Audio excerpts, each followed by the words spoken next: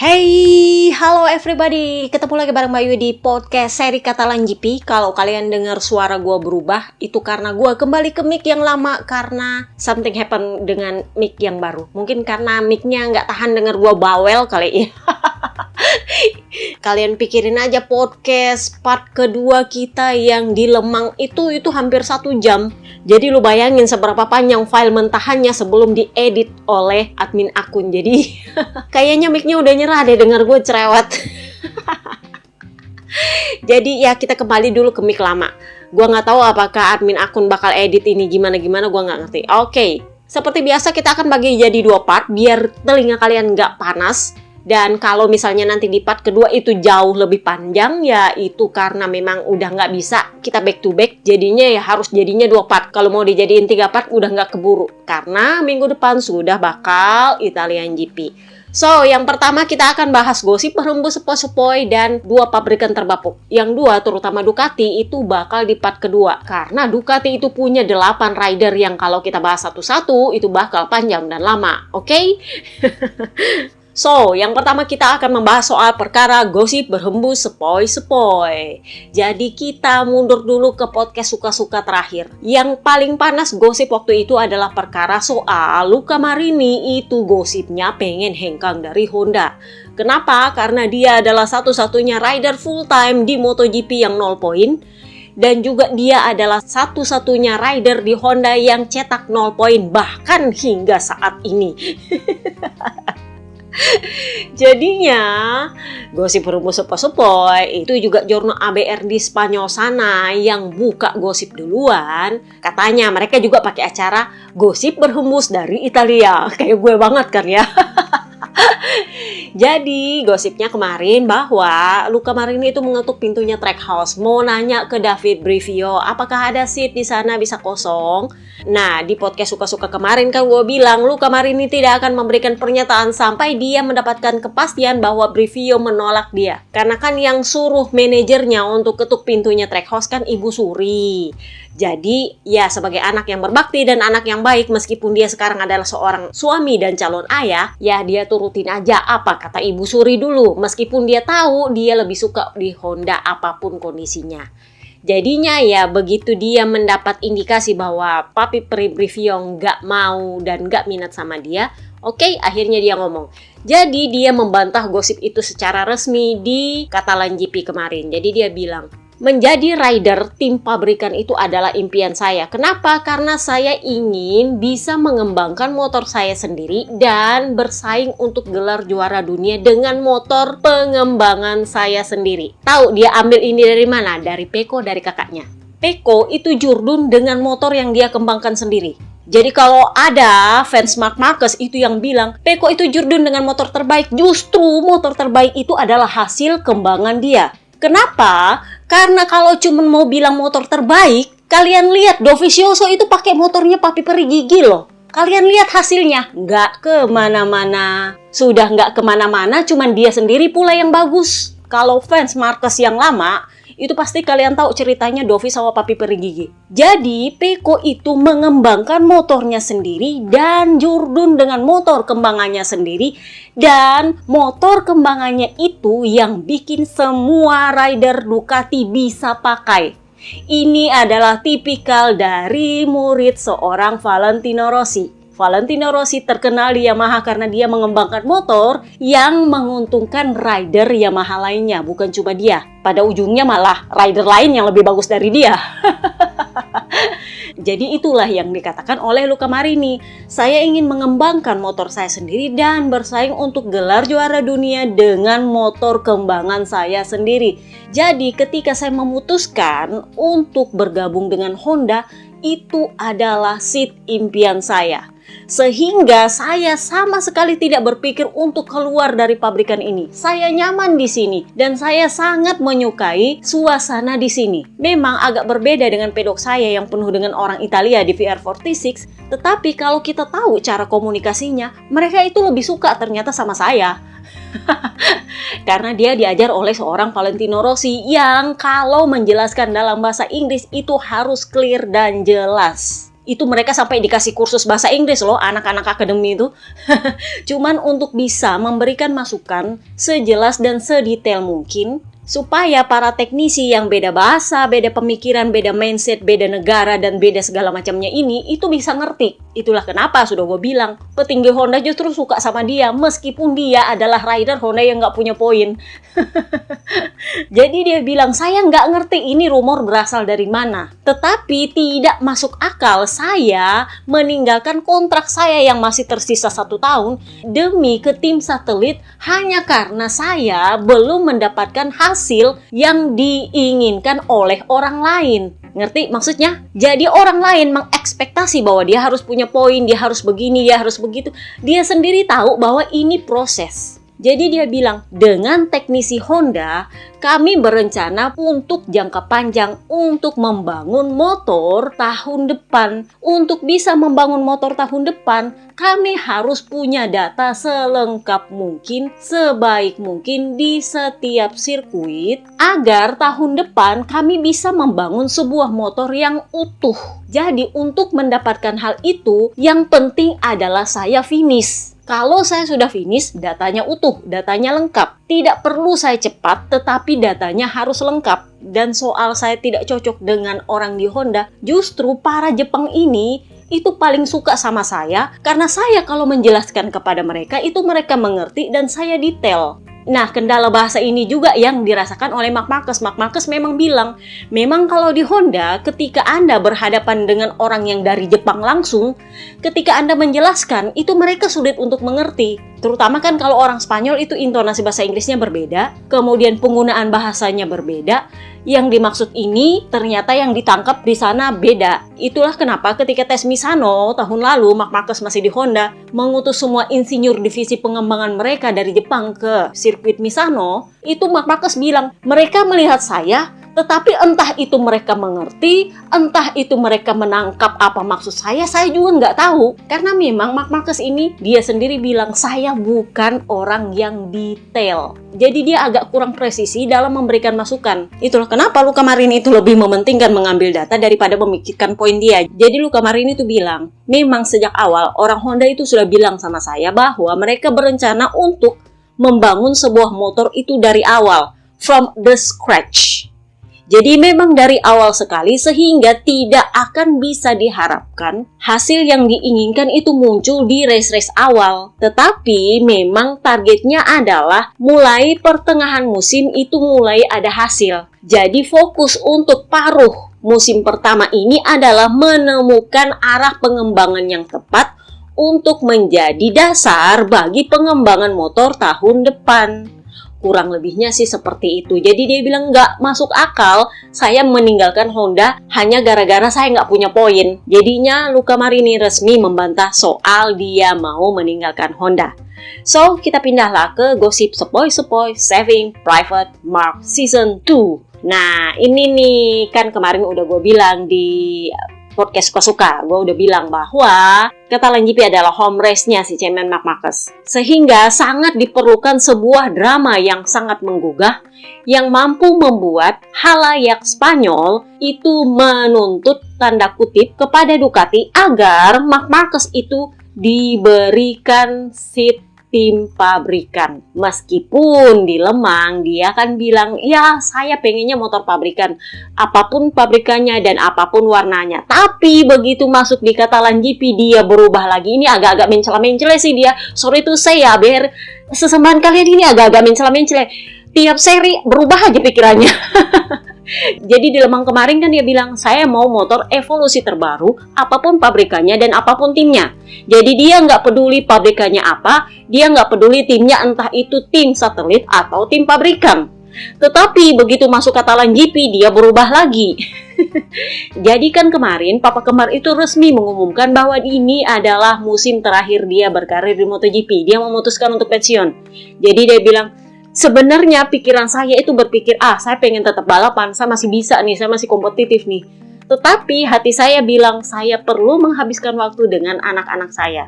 Anak-anaknya si kembar itu, terutama Mia itu kan lagi sakit. Dia punya sindrom yang sebenarnya nggak bisa terlalu banyak gerak. Itulah kenapa kalau kalian lihat di Catalan GP yang nongol cuma Max. Sementara Mia mungkin ada tapi lebih di dalam pedok. Karena itu secara resmi seat tim pabrikan Aprilia akan kosong musim depan. Nah, ditanyalah ke Marc Marquez, lu mau nggak pindah ke Aprilia? Itu papa kembar mau pergi tuh. Ya meskipun Aprilia kan kalau kalian dengar di podcast suka-suka kemarin kan Aprilia keluarkan daftar buruan mereka. Buruan pertama adalah Enea Bastianini, buruan kedua adalah Marco Bez, dan buruan ketiga adalah Jorge Martin yang punya rekomendasi dari papa kembar. Nggak ada nama Marc Marquez di situ. Tetapi kemarin di Catalan GP ditanya lah Marc Marquez, lu ada rencana nggak ke Aprilia? Kan itu tim pabrikan tuh, bener gak? Kan waktu di Lemang kan dia bilang, saya mau motor evolusi terbaru apapun pabrikannya dan apapun timnya. Nah, ditanya lah dia, bener gak sih ditanya di Catalan? Itu kan tim pabrikan tuh Aprilia, papa kembar kan seatnya kosong. Tim pabrikan pasti motornya evolusi terbaru. Kurang apa lagi? Dan lu pasti nggak akan bayar motor pabrikannya. Tahu nggak dia bilang apa? Dia bilang dia enggan meninggalkan Ducati. Jadi dia bilang, saya kalau performa saya tetap bagus seperti ini, saya berencana untuk bersaing memperebutkan gelar juara dunia musim depan dan saya merasa ini adalah motor terbaik Ducati yang akan mempermudah hidup saya nantinya. Intinya dia manja. Jadi ketika ada fans Marc Marquez yang komen di lapak gua bilang, Peko itu rider manja, justru sesembahan lu lah yang manja. Kenapa? Karena dia cuma mau motor pabrikannya Ducati. Itulah kenapa dia mencela.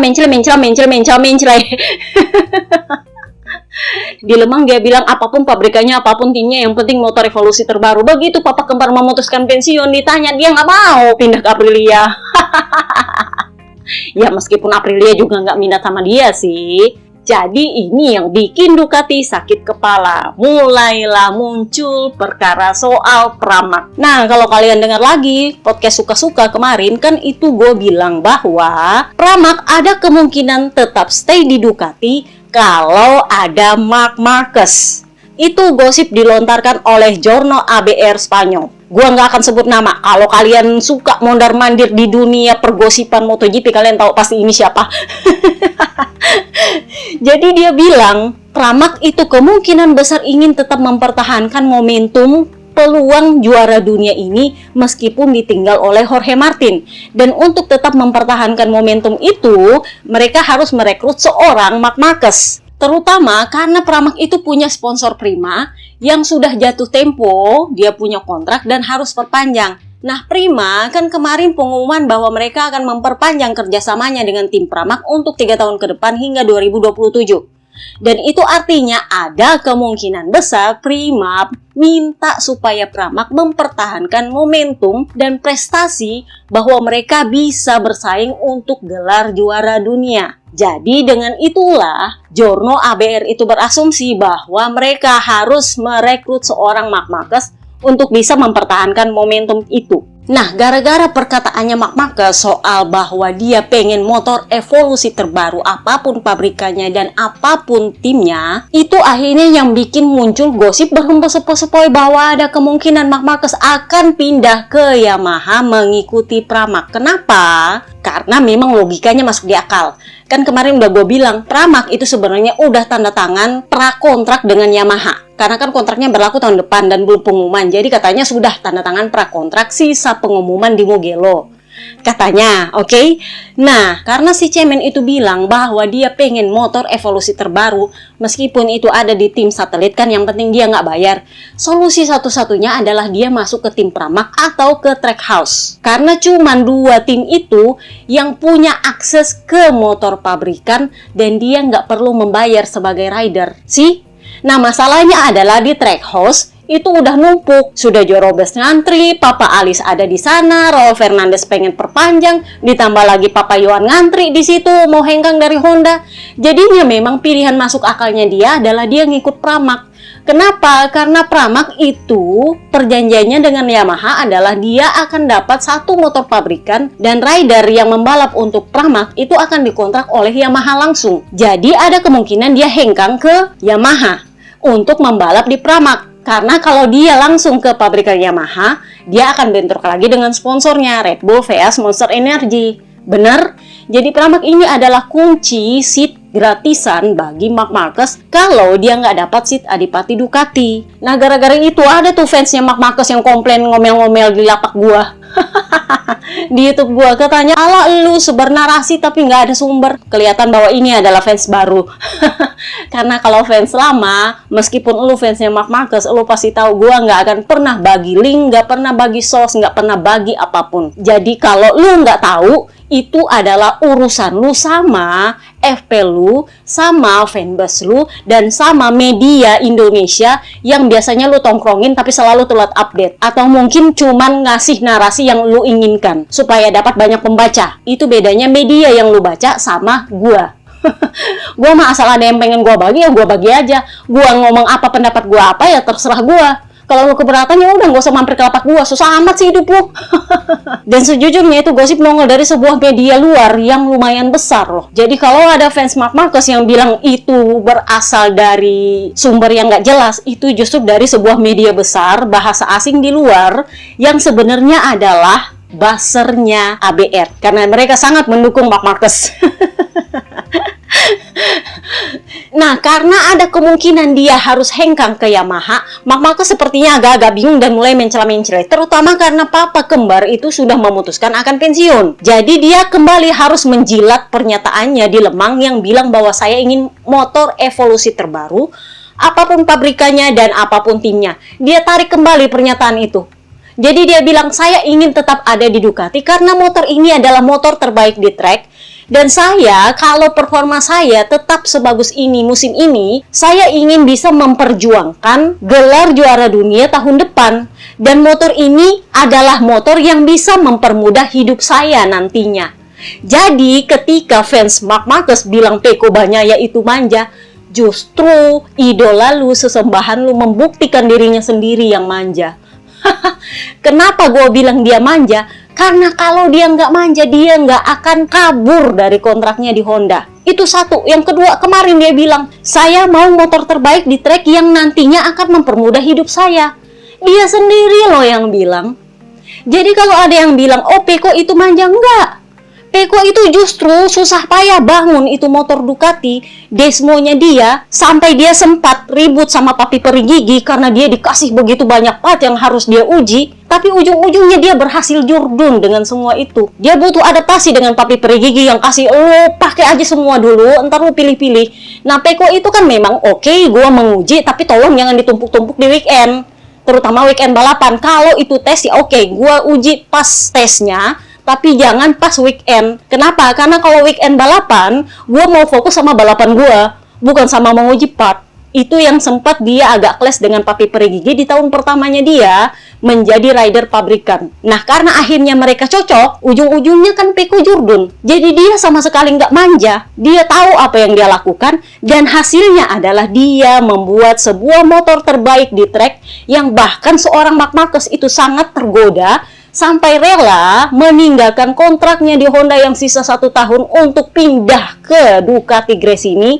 mengeluarkan uang 1,5 triliun tanpa digaji hanya untuk pakai motor bekas kembangannya Pecco Bagnaia. Nah, itu narasinya Giorno Spanyol. Apakah itu berhasil? Ternyata orang yang sama mengeluarkan gosip baru di hari Jumat. Dia bilang apa? Sepertinya Pramac tidak akan merekrut seorang Marc Marquez. Boom.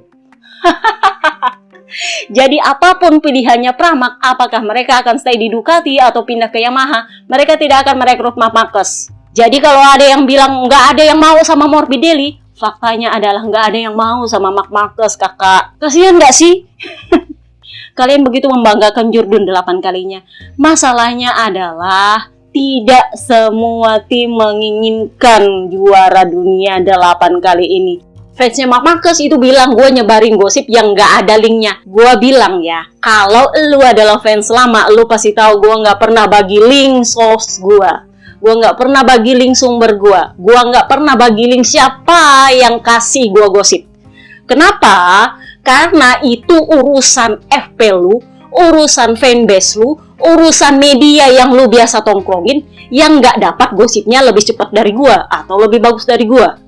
Tetapi memang gosip sebelum hari Jumat itu adalah bahwa Marc Marquez ada kemungkinan hengkang ke Yamaha karena kan dia nggak masuk daftar buruannya Aprilia. Ke KTM, Pete Bearer udah bilang kami nggak ada rencana untuk rekrut Marc Marquez. Kenapa? Karena Marc Marquez itu pernah ngomong sama saya dia pengen motor yang kompetitif, Nas. Nah, kalau mau dibandingkan sekarang di atas kertas, dia akan tetap di Ducati. Sulit untuk melihat dia pindah ke KTM, terutama karena memang Acosta itu bakal naik ke tim pabrikan menggantikan Papa Pip tahun depan. Brad Binder itu pangerannya KTM, gak bisa diganggu gugat. Dia itu sama dengan Pecco Bagnaia di Ducati, rajanya Ducati. Agak ironis sih kalau menurut gua. Meskipun sudah diiming-imingkan pemasaran, sudah diiming-imingkan ini, itu. Sorry to say, itu Giorno ABR sendiri loh yang dari Spanyol yang ngomong. Giorno yang sama yang memfitnah Pecco, yang ujungnya juga minta maaf ke Pecco karena Pecco bilang itu fitnah. Dia minta maaf akhirnya ke Pecco. Jadi gosip berhembus sepoi-sepoi. Ternyata Pramac itu nggak mau diatur soal line up. Jadi gini, Ducati itu cuma mau 4 motor pabrikan di track. Jadi 2 sudah pasti punyanya tim pabrikan untuk Raja Ducati dan Adipati Ducati. Nah 2, itu 1 kan sudah diblok sama VR46 untuk tahun depan. Marc Marquez itu sangat mustahil untuk bisa bergabung dengan VR46. Ayo ABR, berani nggak junjungan lo minta seat sama seorang Valentino Rossi? Gratis loh itu motor pabrikannya. Dia nggak perlu bayar, seriously. Tapi ujungnya juga tetap akan masalah sponsor. Kenapa? Karena VR46 itu monster energy forever. Marc Marquez harus meninggalkan Red Bull dia untuk pindah ke VR46. Jadi memang kemungkinan satu-satunya cuma di Pramac. Nah, masalahnya adalah Pramac nggak mau diatur soal line up. Gosip berhembus sepoi-sepoi, kan udah gue bilang, Liberty Media kan udah cawe-cawe di sini. Jadi, Liberty Media itu intinya gini, apapun timnya, yang penting Marc Marquez tetap di Ducati. Oke? Nah, sementara Ducati, gosip berhembus sepoi-sepoi, itu juga Giorno ABR Spanyol itu yang bilang, gosip berhembus sepoi-sepoi, Ducati akan mengumumkan siapa adipatinya dalam beberapa hari ke depan. Rencananya sih seperti itu. Kenapa? Karena mereka sudah hampir memastikan untuk memilih seorang Jorge Martin. Karena itulah yang diinginkan oleh stakeholder Ducati. Kalian bisa lihat Domenicali nongol kemarin di Catalan, itu membawa dalam tanda kutip pesan dari para stakeholder bahwa mereka ingin Jorge Martin di sana. Itu akan diumumkan dalam beberapa hari ke depan. Nah, rencananya adalah Marc Marquez itu dititipkan ke Pramac. Karena kan istilahnya adalah simbiosis mutualisme. Pramac pengen mempertahankan momentum perebutan gelar juara dunia, sementara Marc Marquez pengen punya motor pabrikan gratis. Nggak apa-apa nggak digaji, yang penting gratis. Dia nggak perlu membayar. Kalaupun dia membayar, nggak perlu membayar seluruh harga motor. Ya, dia bantu kondisi keuangannya Pramac yang memang sebenarnya Pramac juga mampu membayar motor pabrikan. Bahkan 2 motor pabrikan mereka sanggup bayar. Bener? Nah, misalnya idili, Pramac nggak mau. Jadi Pramac nggak mau terima syarat bahwa untuk mendapatkan motor pabrikan dari Ducati, mereka harus merekrut Marc Marquez. Dia nggak mau. Jadi kalau memang gosip ini benar, Pramac akan turun track dengan motor bekas kalau mereka memilih stay di Ducati atau mereka pindah ke Yamaha tanpa Marc Marquez. Karena intinya adalah mereka nggak mau bawa Marc Marquez. Problem? Yes. Untuk Marc Marquez, kalau Campinotti mah nggak peduli. Kenapa? Karena dalam antrian dia punya base dan dia punya Andrea Iannone. Itu kalau dia pindah ke Yamaha. Sementara soal Ducati, Gino Borsai bilang kayak gini, kami harus akui kami punya masalah memang sama Ducati sampai kami berpikir untuk pindah dari Ducati. Kenapa? Karena sebenarnya ini masalah sudah ada dari tahun lalu. Artinya sebenarnya Pramac itu bermasalah sama Ducati gara-gara Jorge Martin. Jadi sebenarnya mereka inginnya Jorge Martin itu mendapat seat pabrikan tahun ini. Kenapa? Karena tahun lalu Jorge Martin itu sudah bekerja sangat keras, bahkan hingga race terakhir di musim 2023 hanya untuk membuktikan bahwa dia layak untuk seat itu. Nah, tapi Ducati kan bilang nggak bisa Pramac. Kenapa? Karena itu nggak fair. Enea Bastianini cedera, jadi nggak bisa secara fair menunjukkan performa dia bahwa dia itu bisa mempertahankan seat dia. Itulah kenapa Pramac mulai nggak senang. Nah, tahun ini muncullah Marc Marquez. Mulailah itu Marc Marquez dipaksa-paksa, didusu-dusu sama orang Spanyol supaya menempati seat adipati Ducati. Jorge Martin sudah down duluan kan di Jerez kemarin. Jadi dia bilang, ya kalau kita mau bicara soal pemasaran jelas saya kalah jauh. Karena kami sama-sama orang Spanyol dan orang Spanyol itu lebih suka sama seorang Marc Marquez. Dia kan temannya papa kembar dan mereka berdua itu dihujat sama publik Spanyol. Jadi dia bilang, secara otomatis kalau kita mau bicara pemasaran, nggak bisa saya. Tapi kalau kalian mau bilang buktikan performa, saya tidak perlu membuktikan apapun karena saya sudah buktikan sendiri dari tahun lalu. Itulah yang bikin Pramac kecewa. Jadi Gino Borsoi bilang, tahun ini itu ternyata sudah ada masalah bahkan sejak awal musim. Ini yang menjadi pertimbangan kami untuk pindah ke Yamaha. Jadi intinya adalah mereka mau bertahan di Ducati kalau Jorge Martin jadi adipati tahun depan. Nah, sebenarnya ini skenario bagus. Kenapa? Karena artinya Marc Marquez bisa bergabung di Pramac, dapat motor pabrikan gratisan, nggak perlu membayar semua harga motor, dan Jorge Martin menjadi adipati Ducati. Semuanya akan senang, kecuali Yamaha sama Gresini. Tetapi masalahnya adalah Pramac-nya yang nggak mau. That's the problem. Nah, jadi Giorno Spanyol itu sendiri bilang, satu-satunya peluang untuk ada di Ducati adalah di tim pabrikan atau di Gresini, karena Pramac agak mau. Jadi intinya adalah kalau misalnya Pramac tetap bertahan di Ducati, syaratnya adalah Jorge Martin harus jadi adipati, dan mereka akan rela nggak pakai motor pabrikan asal nggak sama Marquez. Yang penting nggak perlu rekrut Marc Marquez. Mereka akan ikhlaskan itu motor pabrikan ke Gresini. Itu kalau Gresini bisa bayar motor pabrikan. Nah, ini lagi nih masalahnya. Gresini kan you know lah ya. Mereka butuh dana banget untuk bisa bayar motor pabrikannya. Nah, masalahnya adalah Marc Marquez nggak mau bayar. Gua lupa di podcast mana gue bilang, ini sebenarnya juga semoga gue salah adalah pembicaraan antara para bosnya tim Gresini dan bosnya tim Pramac. Pramac maunya punya rider Italia. Pramac sangat bangga dengan Italianya dan sedikit nggak terlalu suka dengan Marc Marquez, karena kalau suka mereka pasti sudah bakal deal dan Mugello pasti mereka akan pengumuman. Tetapi masalahnya adalah Pramac nggak mau harus ke Gresini atau ke tim pabrikan. Nah, ini juga yang bikin pusing. Jelas Marc Marquez nggak mau ke Gresini kalau dia harus bayar motornya. Jadi berubahlah strategi. Semuanya mengincar seatnya Enea Bastianini. Hasilnya ya kalian tahu lah di Katalan. Enea dapat ban apes, Jorge Martin dapat KW2 karena jatah KW1-nya udah dicabut. Dan hasilnya Grasili mengumumkan bahwa tidak akan ada pengumuman di Mugello. Setelah beberapa waktu lalu, CEO Ducati, Claudio Domenicali bilang kami kemungkinan akan membuat pengumuman di home race kami di Mugello. Begitu selesai Catalan GP, Grasili bilang kami tidak akan bikin pengumuman di Mugello. Kenapa? Karena mereka harus memperpanjang perebutan klasemen supaya Marc Marquez punya peluang untuk naik ke tim pabrikan. Marc Marquez udah bilang gua nggak mau bayar itu, nggak mau gue bayar. Karena jadi adipati Ducati itu adalah satu-satunya solusi kalau dia mau pakai motor pabrikan tanpa harus membayar, karena solusi lainnya adalah VR46 dan itu mustajab.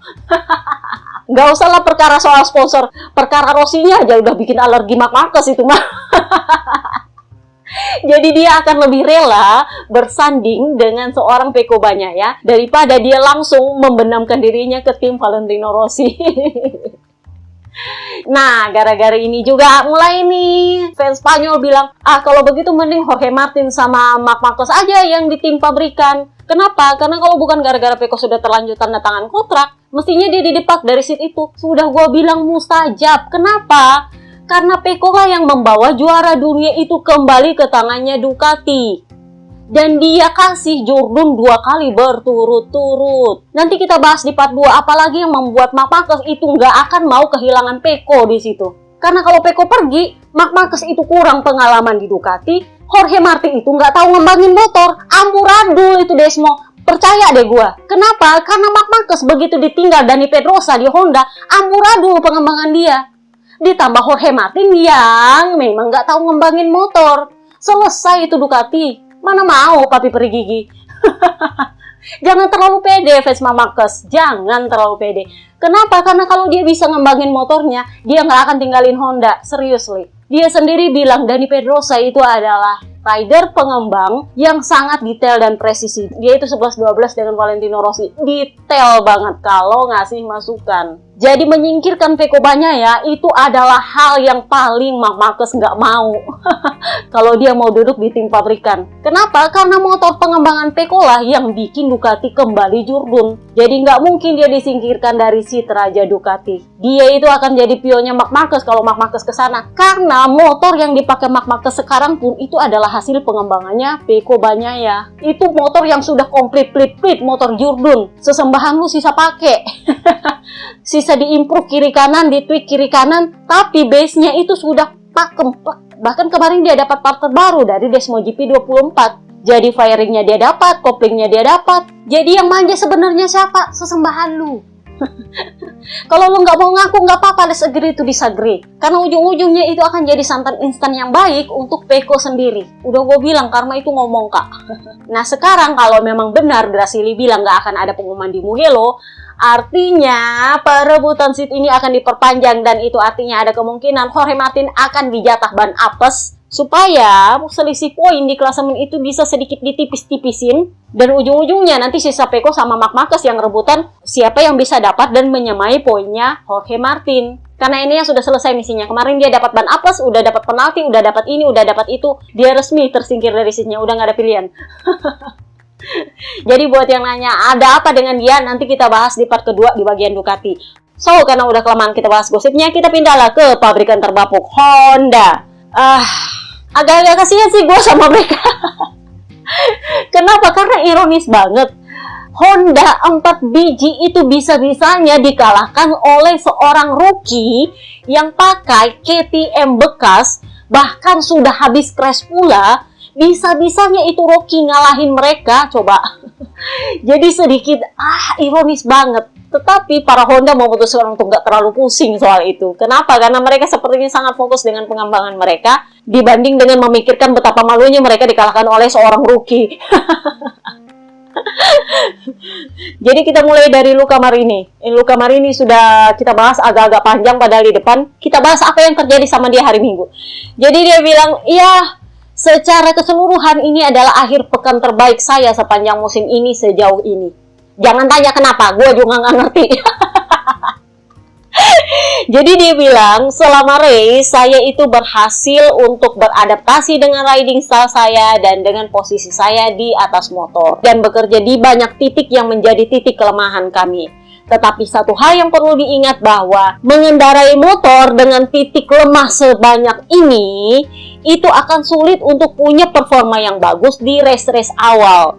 Jadi yang kita perlukan adalah menjaga bagaimana kita bisa bekerja dengan baik untuk tetap berada di arah yang tepat. Agak nggak ngerti, yes. Hal yang disuka oleh Honda dari Luca Marini adalah dia nggak pernah mengkritik habis-habisan Honda, dan dia cenderung lebih fokus kepada pengembangan daripada soal hasil. Nah, apa kabar Papa Yohan? Papa Yohan ini adalah rider yang akhirnya mengumumkan bahwa dia kurang lebihnya berada di pintu keluar Honda. Hampir bisa dipastikan, Papi Peri Brivio sedang mereview 2 rider Trackhouse untuk bisa mendepak salah satunya agar Papa Yohan punya tempat di sana. Jadi Papa Yohan itu ditanya, sebenarnya kamu ada apa? Jadi Papa Yohan bilang, saya ini seorang juara dunia. Ya, kalau menurut gue sih juara dunia nggak dianggap karena waktu itu kan COVID jadi development freeze ditambah dengan cedera Marc Marquez. Jadi ya, makanya gue bilang dia itu jurdun nggak dianggap. Bisa dibilang dia itu jurdun tanpa usaha karena cuma perlu konsistensi, nggak perlu battle-battlean kiri kanan. Nah, Papa Yohan itu bilang, saya ini seorang juara dunia, saya terbiasa untuk menang, saya terbiasa dengan performa bagus. Jadi ada titik di mana tubuh saya itu tidak bisa menerima performa ini. Kondisi saya di Honda saat ini, karena kondisinya adalah saya berusaha cepat tapi saya tidak bisa cepat. Ketika saya memaksakan, saya crash. Dan jelas itu bukan salah saya, tapi salah motornya. Kenapa? Karena faktanya tahun ini saya lebih cepat dari tahun lalu, tetapi kami tidak kemana-mana. Artinya, bukan saya yang salah, tapi motornya. Dia tetap mengkritik Honda. Ya wajar lah, karena kan dia mau hengkang dari Honda. Jadi dia bilang, ya kita mundur 1 langkah untuk maju 2 langkah. Kenapa? Karena menurut saya masih ada ruang untuk perbaikan dan kita sudah ada di jalur yang benar soal pengembangan. Rencananya adalah setelah musim panas nanti kami akan mengambil langkah penting Dan selama race, saya itu punya konfigurasi yang berbeda dari para rider Honda lainnya, yang dalam jangka pendek itu akan memberikan saya kesulitan yang signifikan, tetapi feelingnya lumayan bagus. Jadi feeling ban depan lumayan bagus, dan saya juga bisa attack. Tetapi masalahnya adalah saya tidak bisa cepat, motornya lambat. Jadi dia bilangnya seperti itu. Nah, apa kabar dengan rider sengak Johan Zarco? Johan Zarco ini kemarin diumumkan bahwa dia akan ikut di Suzuka 8 Hours mewakili Honda. Jadi dia bilang karena GP Kazakhstan kan ditunda, jadi dia bilang itu ada spare untuk 1 minggu, jadi saya bisa ikutan ke Suzuka 8 Hours. Nah, ditanyalah dia, sebenarnya ada apa dengan lo? Jadi dia bilang, di Montmelo ini gripnya ini kurang. Jadi permainannya adalah bukan siapa yang cepat, tetapi gimana caranya lu buka gas. Kalau lu salah buka gas, lu crash. Jadi memang saya punya fairing baru yang diuji di Mugello, di tes private, itu untuk dipakai di Montmelo sekarang. Tetapi karena saya melihat gripnya ini nggak bagus, menurut saya itu bukan hal yang baik untuk saya memakai fairing baru di Catalan GP ini. Jadi itu akan tetap dipakai di Mugello dan sepertinya tidak akan bisa dipakai di luar Mugello. Pada dasarnya fairing itu bagus, tetapi tidak untuk di luar Mugello. Saya cuman memakai knalpot baru yang bisa dikendalikan secara elektronik. Lumayan canggih sih, tapi ya dia juga nggak mau kasih keluar detailnya seperti apa. Dan dia juga bilang kami banyak bekerja di aerodinamis dan ada beberapa detail lainnya yang saya tidak mau katakan, tetapi kami sedang mengembangkannya. Takaaki Nakagami, gue nggak dapat info dia kemana, ada apa. Seperti biasa dia ini paling belakangan dapat infonya. Nanti gue bahas di part kedua kalau ada infonya ya. Nah, sekarang kita pindah ke Yamaha. Jadi kita bahas dulu Papa Lukas. Papa Lukas ini sebenarnya sempat memberikan gue sebuah, wah ternyata dia bisa lebih bagus dari Snake Taro. Jadi waktu itu dia lumayan pede. Dia bilang, ya saya lolos ke Q2 karena saya punya aero baru yang dites di Mugello, itu mereka pakai ternyata di Catalan. Dan ternyata dia merubah setup besar-besaran. Dan ternyata itu berhasil. Dia berhasil lolos ke Q2. Tetapi ternyata di race, ya maaf. Jadi dia bilang, itu adalah race yang rumit bagi saya. Kenapa? Karena bahkan sejak start, di tikungan pertama ketika saya harus mengerem dalam, saya itu kesedot sama Martin. Jadi, untuk menghindari saya menabrak Martin, saya akhirnya melebar. Dan selain itu, saya punya masalah injeksi bahan bakar, terutama di tikungan 4, tikungan 9, dan tikungan 12. Jadi ketika saya menarik gas, itu tidak ada reaksi dari mesin. Selain itu, saya juga harus menjaga ban, karena ban belakang saya itu gampang sekali tergelincir. Tapi ya, paling enggak kita ada data lah untuk masa depan seperti apa. Dan sebenarnya di warm up, saya sudah melakukan intervensi, tapi ternyata di race itu nggak berhasil. Jadi ya, begitulah. Nah, sekarang kita pindah ke Jurdun Mencela-Mencele Snake Taro. Ini kan di hari Kamis dia sempat ditanya, Pramac ada kemungkinan batal pindah ke Yamaha karena ada kemungkinan Pramac harus merekrut Marc Marquez untuk tetap stay di Ducati bersama motor pabrikan. Waktu itu sepertinya Yamaha sudah confirm bahwa Pramac kemungkinan besar akan tetap stay di Ducati, terutama karena Prima memutuskan memperpanjang kontraknya dengan Pramac. Jadi ada kemungkinan Yamaha nggak ada tim satelit tahun depan. Jadi ditanyalah sama Snake Taro, ada kemungkinan tuh Pramac nggak jadi pindah ke Yamaha, jadinya kalian nggak ada punya tim satelit. Jadi Snake Taro bilang, ya nggak masalah, it's not a big deal. Kenapa? Karena yang kita perlukan adalah tim tes yang lebih banyak. Jadi saran saya, ya ditambah aja lagi tes rider, ditambah lagi timnya untuk tes pengujian. Karena yang penting adalah lebih banyak menguji daripada lebih banyak pembalap di track. Nggak perlu tambahin full time rider, tambahin aja tes rider. Nah, mulailah terbawa-bawa Papa Kembar. Papa Kembar kan pensiun, ditanya, Alex, lu mau jadi test rider nggak? Jadi Papa Kembar bilang, iya sejujurnya itu adalah ide yang bagus. Jadi saya memang punya kontak dengan beberapa pabrikan, dan kita lihat mana opsi terbaik, dan sepertinya Aprilia bukanlah opsi. Kembali lagi, ini perkara gaji. Ingat, papa kembar itu gajinya 6,5 juta euro loh setahun di Aprilia. Jadi jelas kalau dia pensiun, dia akan mencari pemasukan yang paling besar yang bisa dia terima. Dan disitulah Yamaha menjadi opsi. Kenapa? Karena Yamaha itu sanggup gelontor duit untuk Jurdun mencela-mencela 12 juta. Jadi kalau untuk papa kembar, why not? Terutama karena dia juga berhasil mengembangkan Aprilia. Aprilia meraih kemenangan pertamanya, meraih pole-nya, meraih semua rekornya mereka, itu bersama papa kembar yang pegang pengembangan. Jadi kalau ada yang bilang pensiunnya papa kembar ini terlalu dibesar-besarkan, kalau menurut gue dia worth, dia pantas dapat itu. Kenapa? Karena dialah yang berhasil bikin Aprilia berkembang seperti sekarang. Meskipun dia bukan seorang Jurdun, dia berhasil bikin Aprilia menang. Dari motor yang bukan apa-apa dan bukan siapa-siapa itu jadi motor yang bagus seperti itu. Jadi ya wajar kalau Yamaha tertarik sama dia. Nah, ada kemungkinan lain adalah dia ditawar oleh BMW. Kalau kalian dengar podcast kapan ya? Yang soal aturan 2027 itu keluar, gue lupa, kalian cari aja di belakang gimana. Itu bahwa BMW itu sedang mempersiapkan mesin mereka untuk masuk ke MotoGP tahun 2027, dan disitulah kemungkinan papa kembar juga akan bergabung. Jadi antara BMW atau Yamaha, yang mana yang paling mahal kasih dia gaji? Meskipun ya kalau dia di Yamaha berarti dia bakal bekerja sama Papa Willow, dan terus terang mereka berdua ini bukan rider yang cocok sih waktu masih balapan penuh. Jadi ya memang agak sedikit tricky kan, yang penting dibayar, itu aja sih intinya. Nah jadi itulah idenya Snektaro, gak usah pusing sama tim satelit, ada nggak ada nggak usah dipusingin, yang penting test ridernya dibanyakin. Ide bagus ya, bener juga. Jadi menurut dia itu bukan masalah, it's not a big deal. Nah kemarin ditanya lah dia soal hasilnya kan, dia P10 kalau nggak salah. Jadi dia bilang, ya ini adalah balapan yang positif karena saya waktu di Lemang kan dia crash tuh di P6. Jadi dia bilang ini adalah balapan positif karena ini mengkonfirmasi hasil yang saya peroleh di Lemang kemarin. Bahkan sensasinya juga lebih baik dari yang saya perkirakan karena saya turun dengan aero baru yang kami uji di Mugello ketika private test. Dengan aero baru ini kami bisa masuk di tikungan lebih cepat dan kami bisa lebih baik di tengah tikungan. Jadi saya harapkan kami punya part lain yang bisa meningkatkan motor ini di tes private Valencia nanti. Jadi mereka ada rencana tes private lagi di Valencia. Rencananya akan ada aero baru lagi. Jadi kalau kalian dengar ini di YouTube, kalian akan lihat part-part apa sih yang mereka pakai. Oke? Satu hal yang menarik menurut gue adalah Snektaro ditanya soal siapa yang menurut dia punya peluang besar untuk Jurdun musim ini.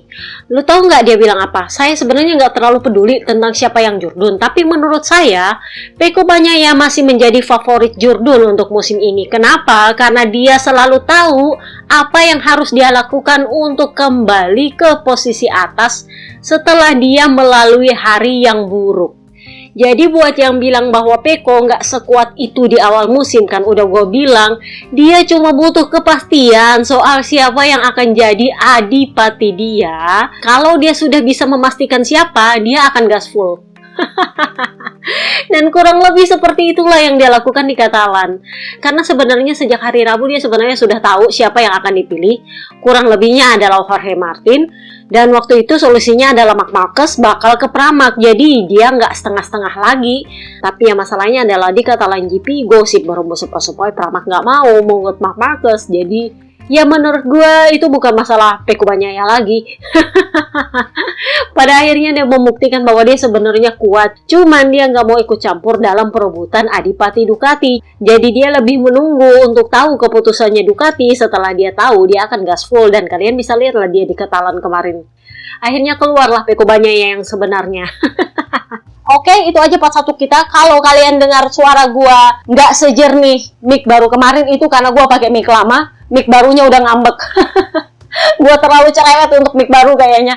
Oke, part kedua itu akan diupload keesokan hari setelah part pertama. Dan itu seperti biasa hanya bisa diakses lebih awal oleh member premium sampai 2 hari setelah upload.